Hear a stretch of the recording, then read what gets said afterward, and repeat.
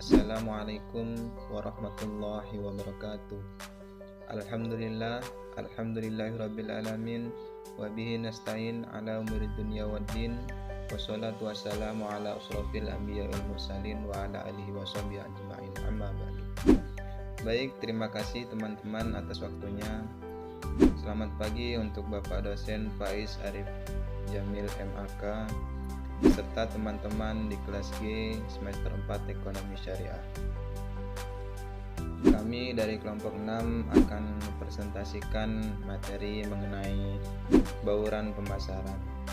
Adapun sub pembahasan yang akan kami bahas nanti yaitu yang pertama bauran pemasaran, yang kedua strategi produk, yang ketiga strategi merek, dan yang terakhir kemasan dan label.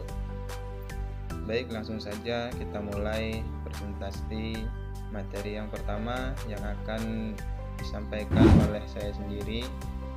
Kemudian materi yang kedua yang akan disampaikan oleh Rindi Febriani, dan materi yang terakhir yang akan disampaikan oleh Hisan. Di sini saya akan menjelaskan tentang bauran pemasaran. Apa sih yang dimaksud dengan bauran pemasaran? Bauran pemasaran adalah perangkat alat perusahaan yang digunakan perusahaan untuk mengejar tujuan perusahaannya. Maka dapat disimpulkan bahwa bauran pemasaran merupakan salah satu perangkat yang terdiri dari produk, promosi, dan distribusi, yang di dalamnya akan menentukan tingkat keberhasilan pemasaran, dan semua itu ditunjukkan untuk mendapatkan respon yang diinginkan dari pasar sasaran, atau juga bisa diartikan sebagai kombinasi yang dilakukan oleh berbagai perusahaan dalam bidang pemasaran. Hampir semua perusahaan melakukan strategi ini untuk mencapai tujuan pemasarannya, apalagi dalam kondisi persaingan yang sangat ketat seperti sekarang ini. Dalam dunia perbankan, perusahaan pemasaran menggunakan konsep-konsep yang sesuai dengan kebutuhan bank. Di sini saya akan membahas materi tentang strategi produk dan strategi merek. Intensitas kompetisi di pasar memaksa perusahaan untuk mengupayakan adaptasi produk yang tinggi guna meraih keunggulan yang kompetitif atas pesaing. Karena adaptasi produk dapat memperluas basis pasar lokal dan ditingkatkan untuk preferensi lokal tertentu. Konsumen semakin banyak memiliki alternatif dan sangat hati-hati dalam menentukan keputusan untuk melakukan pembelian dengan mempertimbangkan faktor-faktor kebutuhan, keunggulan produk, pelayanan, dan perbandingan harga sebelum memutuskan untuk membeli.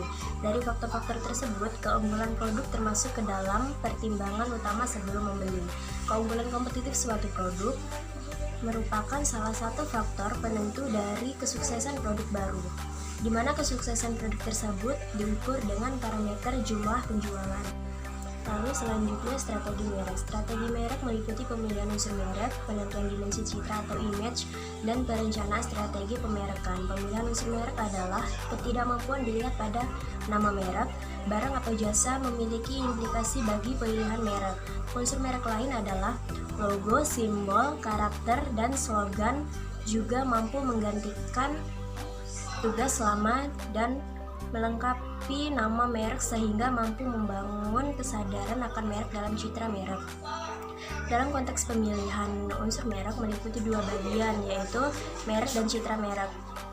Pemberian merek adalah seni dan batu pertama dalam pemasaran. Asosiasi Pemasaran Amerika mendefinisikan merek sebagai nama, istilah, simbol, atau desain atau kombinasinya yang ditunjukkan agar dapat mengenal barang atau jasa dari satu atau kelompok penjual dan membedakannya dari produk dan jasa pesaing. Membangun ekuitas merek adalah aktivitas yang dapat ditandai dalam membangun ekuitas merek bagi sebuah perusahaan. Materi yang ketiga adalah kemasan. Kemasan sangat penting guna tertangkapnya stimulus oleh konsumen yang disampaikan oleh produsen. Menurut Irwan, daya tarik visual kemasan dapat digolongkan menjadi dua, yaitu daya tarik visual dan daya tarik grafis. Daya tarik visual mengacu pada penampilan kemasan atau label suatu produk yang mencakup warna, bentuk, merek, ilustrasi, dan teks atau latar. Selanjutnya ada bentuk kemasan. Bentuk kemasan itu sendiri biasanya disesuaikan dengan produknya. Pertimbangan yang digunakan adalah pertimbangan mekanis, kondisi penjualan, pemanjangan, dan cara-cara penggunaan kemasan. Bentuk kemasan hendaknya mudah dilihat bila dipandang dari jauh. Dan warna dari kemasan itu juga dipakai untuk menarik perhatian. Warna yang terang atau cerah akan memantulkan cahaya lebih jauh dibandingkan warna gelap, sehingga konsumen diharapkan dapat lebih tertarik pada produk tersebut. Selanjutnya ada daya tarik kemasan. Daya tarik praktis dari kemasan menurut Wirya antara lain yang pertama, ada kemasan menjamin dapat melindungi produk, lalu kemasan mudah dibuka atau ditutup untuk disimpan, kemasan dengan porsi yang sesuai, kemasan dapat digunakan kembali, lalu kemasan yang mudah dibawa, dipegang dan dijinjing, kemasan yang memudahkan pemakai dalam menghabiskan dan mengisi kembali. Lalu selanjutnya ada label.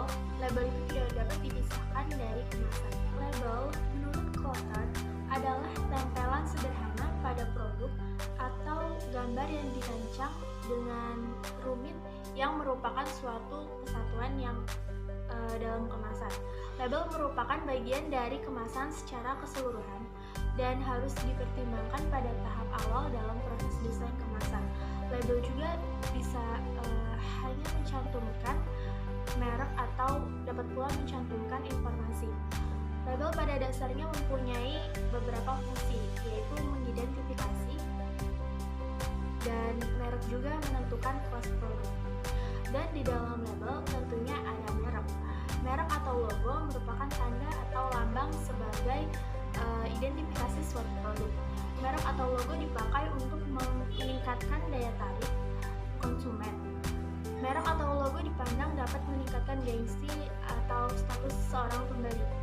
Merek atau logo juga hendaknya mudah diucapkan dan mudah dikenali, mudah diingat, tidak sulit untuk digambarkan dan tidak mengandung konotasi yang negatif. Baik teman-teman, itu tadi jabaran materi dari kelompok kami. Jadi kesimpulan dari materi kami yaitu bauran pemasaran sangat penting untuk diterapkan dalam berbagai usaha, baik produk atau jasa, untuk dapat mengetahui apakah yang akan ditawarkan mampu dipasarkan dan dijadikan alternatif dalam melakukan pengambilan keputusan. Menurut Coulter, bauran pemasaran merupakan variabel-variabel terkendali yang dapat digunakan perusahaan untuk mempengaruhi konsumen dari pasar tertentu yang dituju perusahaan. Sekian presentasi dari kelompok kami. Apabila penyampaian kami ada kesalahan, kami dari pemateri mohon maaf sebesar-besarnya, dan kepada Allah kami mohon ampun. Kami akhiri, billahi taufiq wal hidayah. Wassalamualaikum warahmatullahi wabarakatuh.